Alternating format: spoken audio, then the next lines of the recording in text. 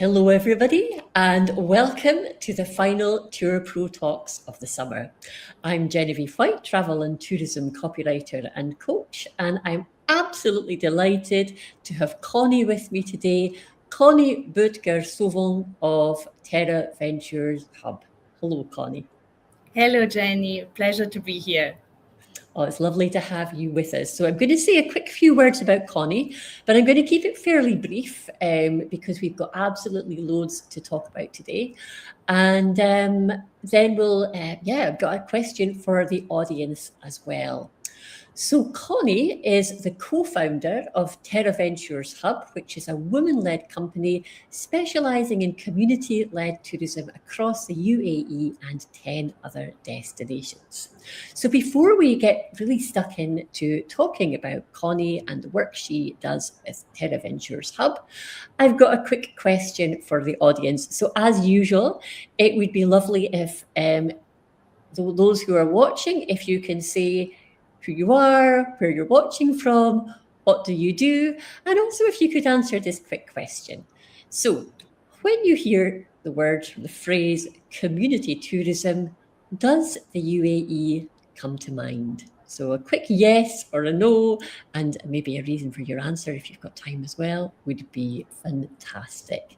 Hello, Amin, lovely to have you with us today. Okay, so let's get on with the conversation then.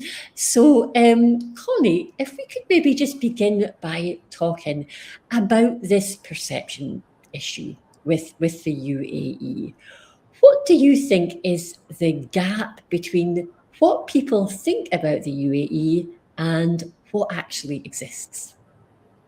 Hello, Jenny. First of all, thanks for having me on the show. It's a pleasure to be here.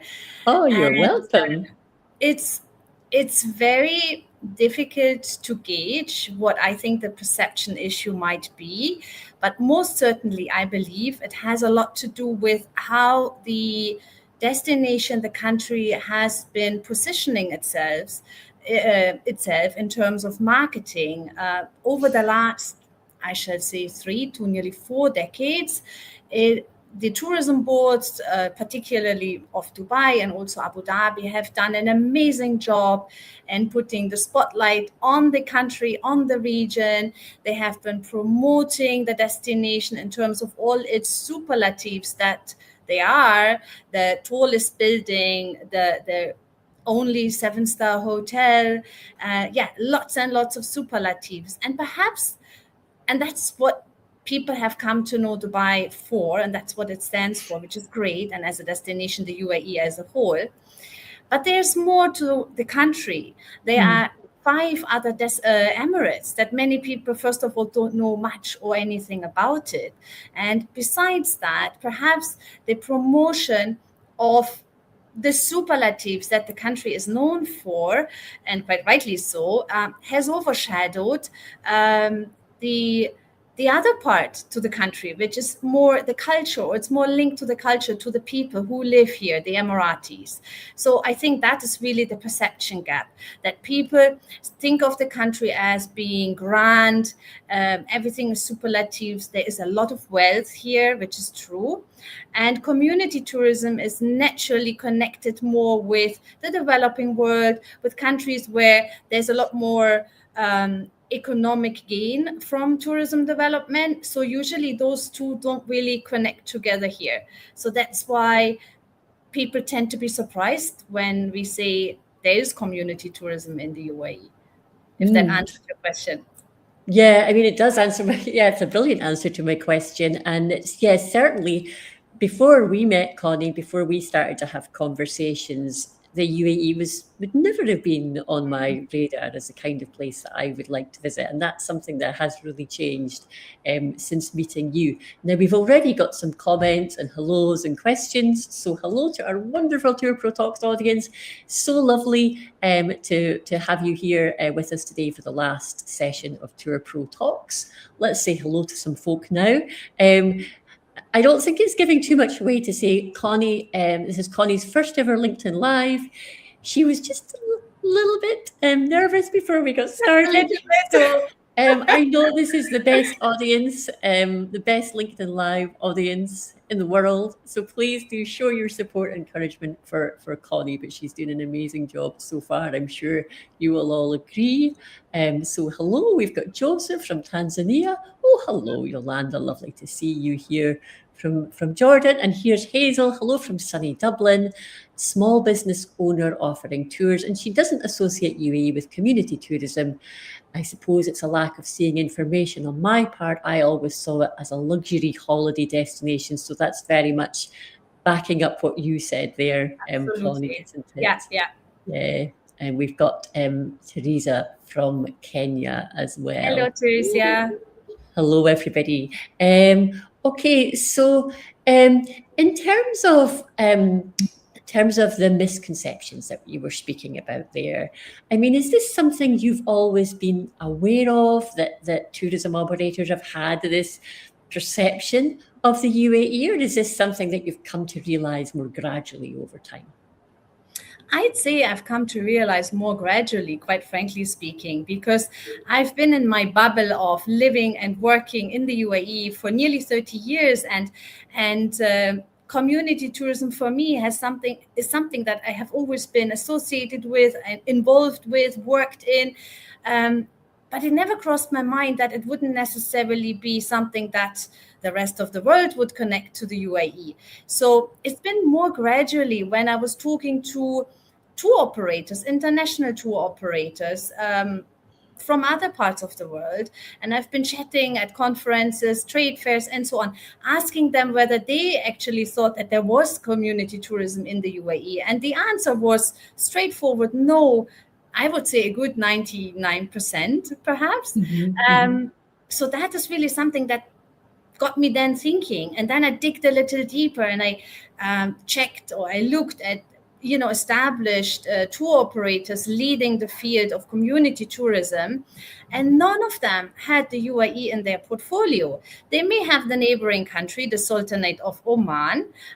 They might already have some Saudi Arabia experiences, but literally nobody had the UAE. And then I reached out to some and I said, hey, didn't say hey, but I said, would you be interested to be talking about community tourism in the UAE? And the first answer I got was, there isn't any. We don't have it in our portfolio because there isn't any.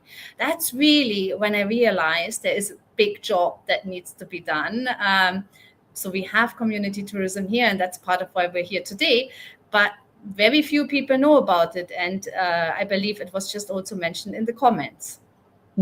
Yeah, well, brilliant. It's a well-kept secret that we're revealing today. Okay, so this is Hang, and she's saying some of the first things that come to her mind are luxury travel, iconic architecture, huge infrastructure projects, and of course, oil. So again, that's probably pretty representative of most people's experience. Absolutely. Now, yeah, let's talk a little bit about, I mean, working in community tourism. I imagine a huge part of that is building relationships with people, isn't it? So tell me a little bit about some of the work that you have done in building relationships in community tourism in the UAE. To start with, I have to say it's not something that I decided I would do. Right, let me get started on building community tourism in the UAE, or let me start talking to Emiratis and build relationships that then perhaps later on could be a little bit more formalized and officially presented as experiences for international visitors. I think it's been a very gradual and natural process, having worked here and lived here for nearly 30 years. And I have really been working, I would say, on an almost 360 degree in terms of destination development. I have been working in the private sector, in the destination management companies on the ground. I've been dealing with tour operators from overseas internationally, been talking to customers on the ground and about their observation and the perception, the image that they had about before they came to the country, and then what it was like holidaying here or visiting the UAE. And I've also been working for many years with the tourism board in the UAE. So understanding how these all be fitting together. And of course, the Emirati community has always been in the picture in some format or another. So whether it's been in terms of marketing or in terms of capacity building and so on.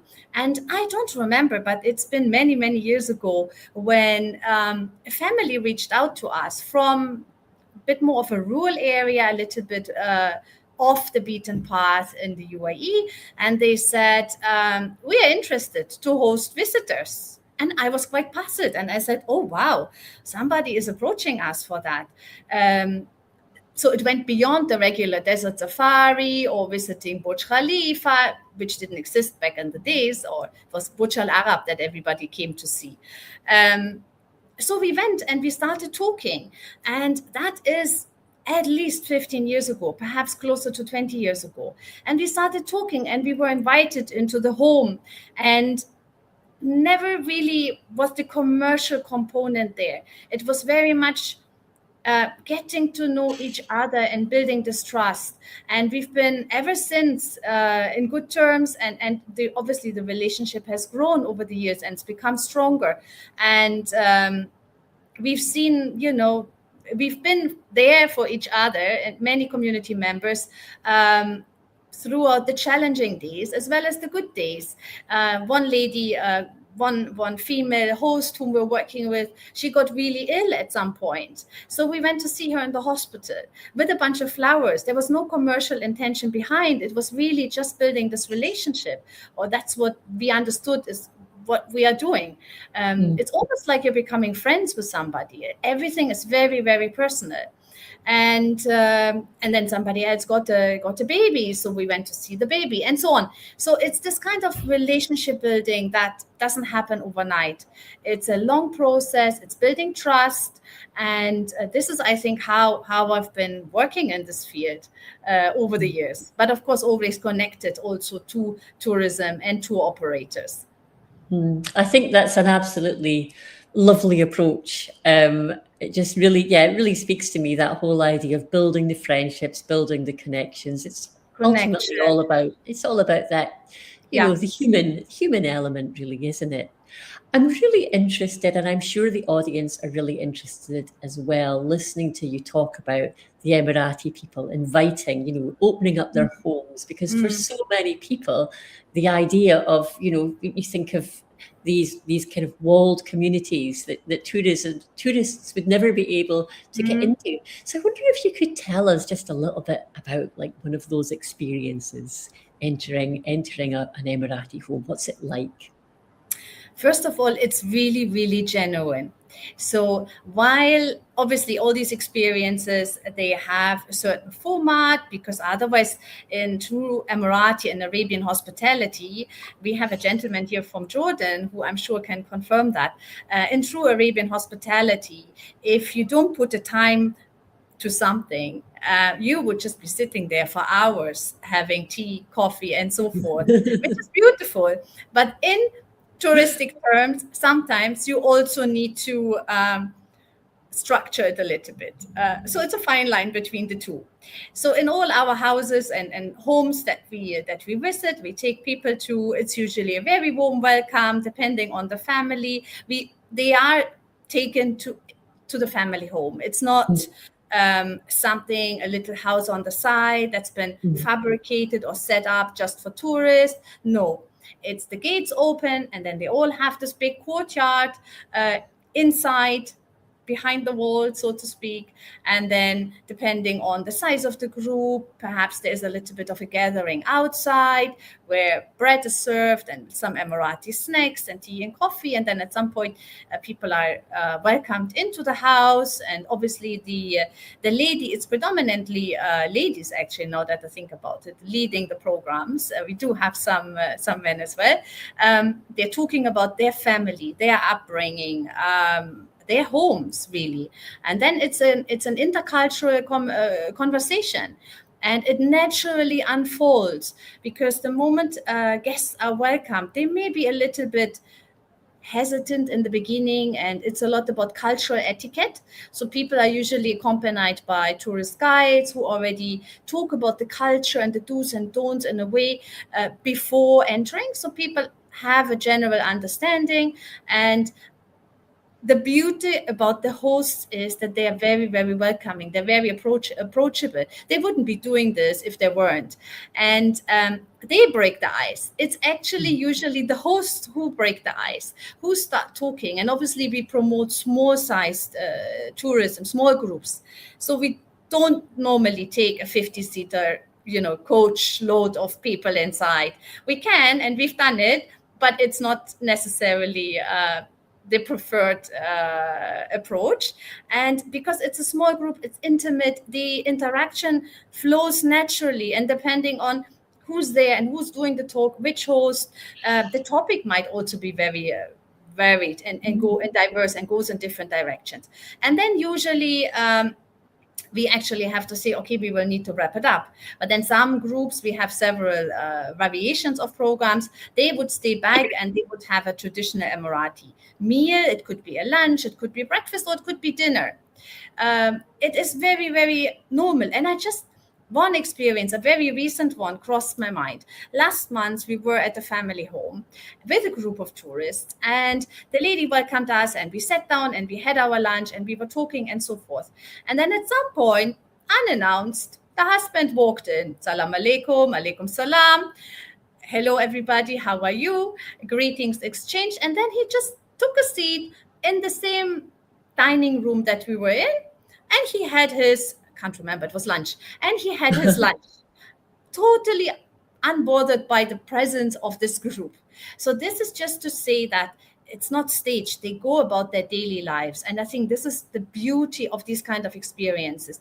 And people really can connect. They understand it's very unique in the sense that they are able to get a glimpse into real life. So that's kind of what happens. And then there's a lot of conversation going on about food, because this food is usually not served at restaurants. So it's really something that you only be able to eat in a private home. Sometimes we have ladies in particular, usually, who then would want to see the kitchen. So then, these kind of questions come up. That's not something that we say kitchen visit is part of the program. Somebody would say, where do you cook your food? And then the host would take them to the kitchen and show them. So the conversation evolves. But it's usually about a conversation, very cultural, and they exchange ideas. It's never only about Emirati culture. It's usually two ways. People can connect, they relate, they resonate. And then they have a meal, and then they usually, part. Maybe some other members of the family come and join.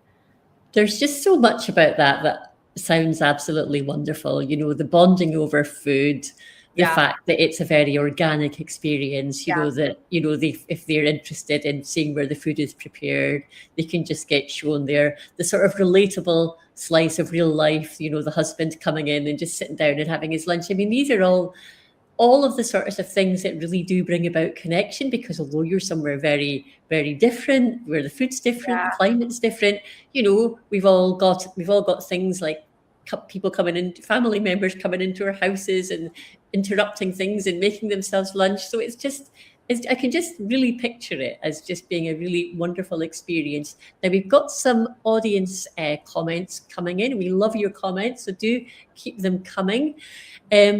Hazel is saying, I've been a travel agent for over 20 years, and UAE was always presented to us as luxury. All the events focus on that. Maybe it's changed in the past few years. I don't focus on outbound tourism at the moment, but it's very interesting to hear about it. Yeah, so there is this idea that it's just continually being presented as this luxury destination. I mean, is that changing at all, Connie? I mean, obviously, you're presenting it in a different way, but is anyone else doing anything about this, or is it across the board still being presented as quite a luxury destination? I think there's a general attempt to shift people's perception away from only being a luxury destination into a family-friendly destination. So there's lots of different positioning and marketing efforts in terms of positioning that are going on and have been going on for a number of years. And there have always been some components with culture and cultural elements featured in marketing campaigns.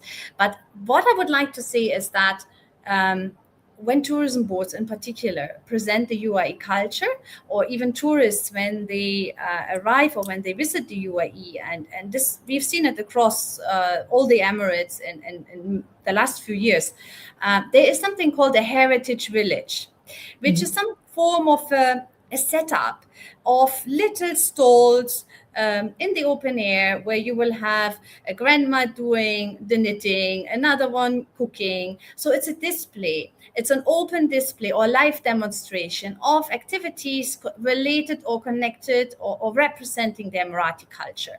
I always like to say it's a bit like an open air museum, which has some live demonstrations. It's a very similar concept.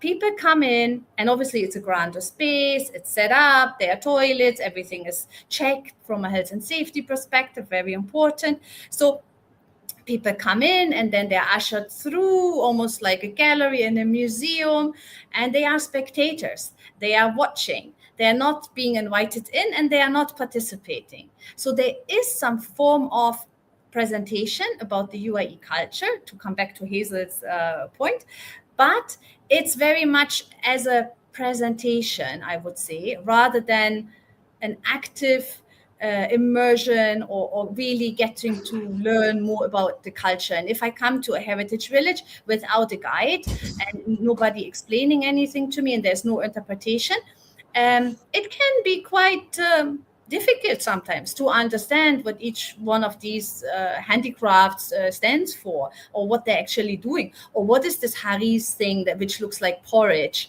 and some people like it and some don't, and can I actually eat it, or is it maybe something that I get some food poisoning from, who knows? So if there isn't this kind of an explanation, a lot of the meaning is lost.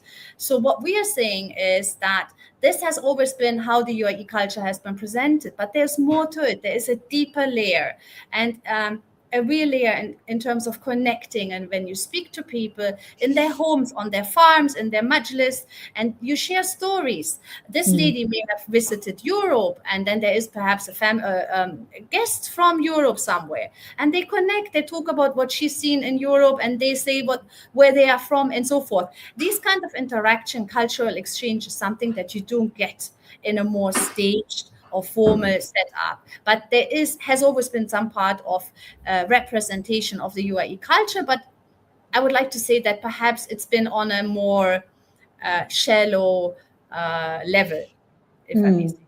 Yeah, I think that's a really, how you've just explained these two different scenarios is really interesting. And I think what's really coming through to me, Connie, and this is something you said a little bit earlier in our conversation as well, it's the sharing element. It's the opportunity for cultural exchange. And for me, this is really what brings about that depth, isn't it? People just really coming together and finding out, the commonalities as well as the differences. That was lovely. Thank you for that super answer. We've got some more hellos. Hello from Romania. Hi, Smaranda. Hello, Shabani. Lovely to have you with us. Shabani's from Tanzania. And Joseph, okay. Joseph says, I was fortunate to experience what I'm hearing from Connie while I worked in the UAE for a few years in my career, developing cultural tourism to attract the outside world to experience the authentic side of this area. Okay, so thank you everybody for your comments. We are coming into the last 5 minutes, so if you have any questions for Connie, do please feel free to share them now. In the meantime, I will ask Connie another question, but it would be lovely to have some questions for yourself as well. Just looking carefully to choose another question, seeing as we don't have much time yet left. I think maybe you've given us a really wonderful kind of overview of what you do and what you're about, Connie. I think maybe a kind of practical questions for all the, I know we have tourism operators in our audience today. What would you tell operators who say that community tourism doesn't exist in the UAE? what would you say to challenge that perception? That's an easy one, Jenny. I would first of all tell them, come and speak to us. By all means, come and have a word with Terra Ventures Hub. We'd be delighted to change your mind and show you the other side. And it takes a bit of time. It's not something that you can just come and schedule a site inspection. And for people who work in tourism, and particularly tour operators, we all know that when people come over into a destination, they're on tight schedules, they're being ushered around, 10 hotel visits a day, everybody must learn about all the new properties, and then we squeeze in a few sites here and there. I think this is perhaps a challenge. You wouldn't necessarily fit in one of these experiences into a rushed itinerary. It's really about taking time and really trying to learn about the culture, getting to know the people. I think this is the most important, showing a genuine interest in the Emirati culture and really, trying to learn more about it. And I think from that moment onwards, people can sense it and many doors will open. But by all means, send everybody our way who needs to be enlightened. I certainly will. So you can connect with Connie and her co-founder, Alevtina, on LinkedIn. I'll put Alevtina's details in the chat as well.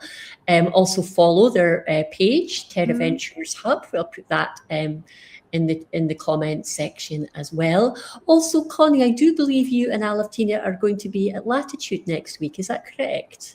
Yes, absolutely. We will be at Latitude all 4 days. So whoever is attending, we'd love to see you there. We'll do a little shout out as well on our LinkedIn page a little later. We're currently working on finalizing our website. So that's exciting and hopefully coming soon for everybody to see what the actual experiences are. But we also work in other destinations. So for anybody who's interested to speak to us about community tourism in Kenya or in India or Vietnam or Morocco or Romania, we'd be delighted to have a conversation on these destinations as well. Yes, lots of brilliant conversations, possibilities to have with Connie. Which Latitude event will you be at? We'll be at all 4 days. We'll take on the world. As Jamie calls it, right? It's the global relay. So obviously, we will be, given the fact that we operate or we work with destinations pretty much across the globe, excluding the Americas, it's in our interest to be present at all events. We're split, ourselves between the events, but we'll be there. Excellent. So you don't need to worry about going along to a specific event. They'll be at all 4. And if you're listening and thinking, what's Latitude? Well, you can look that up on LinkedIn as well. But Latitude is Jamie Burr's Responsible Tourism networking event. It's absolutely fantastic. So if you haven't already signed up to that, I strongly recommend you do so. Not only will you get the chance to meet Connie and Alevtina, her co-founder, but you'll meet lots of other interesting people as well. So that is us. I'm afraid we are out of time for today. So if you have a burning question for Connie and you haven't managed to ask it here, save it for Latitude, or indeed you can put it in the comments section of this event. Connie, I would like to thank you for taking the time to speak to me today. You've been a wonderful guest and I've really enjoyed talking to you. Pleasure to be here. Thanks for having me, Jenny. My pleasure. And do remember, everybody, that you can read the summary of our conversation today in the Tour Pro, which is my newsletter on LinkedIn, and that's out next Tuesday. Now, this is the final Tour Pro Talks of the summer season. We will be back, I expect, in September. And I'm finalising my guest list for that September to December months, or I will be finalising it over the next few weeks. So do keep your eyes open for that. In the meantime, thank you to all of you. I hope you have a wonderful summer. Thanks again to our fantastic guest, Connie, and goodbye, everybody. Thank you. Bye-bye.